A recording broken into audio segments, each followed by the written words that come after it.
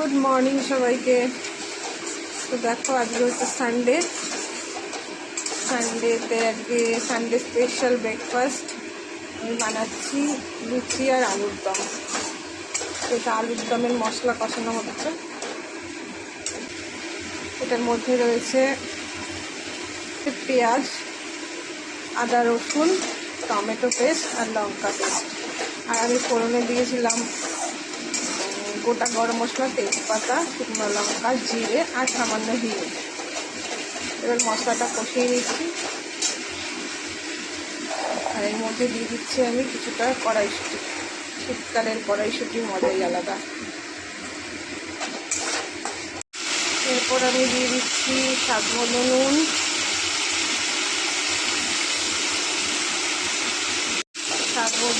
দিয়ে তারপরে এটাকে আর একটু ভালোভাবে কষিয়ে নিতে হবে। এরপর আমি এর মধ্যে দিয়ে দিচ্ছি কাজু আর পোস্ত পেস্ট করে রেখেছিলাম সেটা। কাজু আর পোস্তটা দিয়ে এরপর এর মধ্যে আমি গুঁড়ো মশলা দিয়ে দিচ্ছি, সামান্য হলুদ, জিরে গুঁড়ো,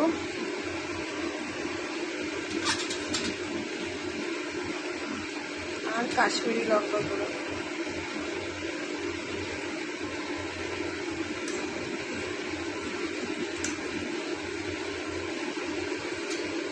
অ্যাকচুয়ালি গুঁড়ো মশলাটা কাজু পোস্তটা দেওয়ার আগেই দেওয়া উচিত ছিল।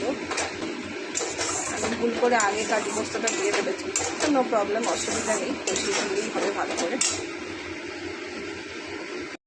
আমার মশলাটা কষানো হয়ে গেছে মোটামুটি। তো এরপর আমি এর মধ্যে দিয়ে দেবো সেদ্ধ করে রাখা আলু। আমি ভিজে রেখেছিলাম সামান্য নুন আর হলুদ দিয়ে। সেটা দিয়ে এবার একটু ভালোভাবে কষিয়ে নিতে হবে।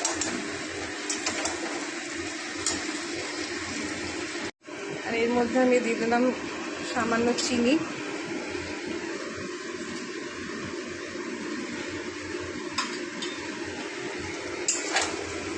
আলুটা মশলার সাথে একদম ভালোভাবে কষানো হয়ে গেছে।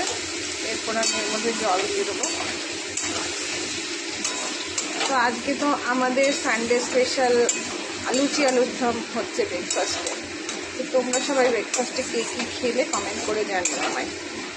মধ্যে জল দিয়ে দেবো। এটা দেখো এই কাজু পোস্ত পেস্ট করে রেখেছিলাম সেই বাটিটার মধ্যেই আমি ধুয়ে জলটা দিয়ে দিচ্ছি। জলটা দিয়ে দেওয়ার পরে একটু হালকা ফুটে উঠলে দিয়ে দিয়েছি একটু কসুরি মেথি। তো এবার আমি এটাকে আঁচ কমিয়ে ঢাকা দিয়ে রান্না করব। আর শেষে শুধু ঘি আর গরম মশলা দিয়ে নামিয়ে নেব। তো দেখো আলুর দম একদম রেডি। গরম মশলা দিয়ে দিয়েছি আর আমি এখন একটু ঘি দিয়ে দিচ্ছি।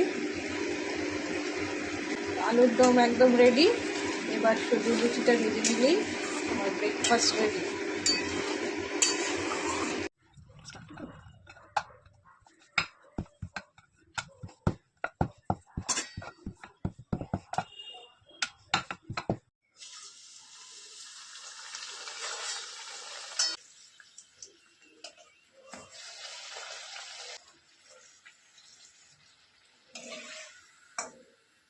দেখো ব্রেকফাস্ট একদম রেডি।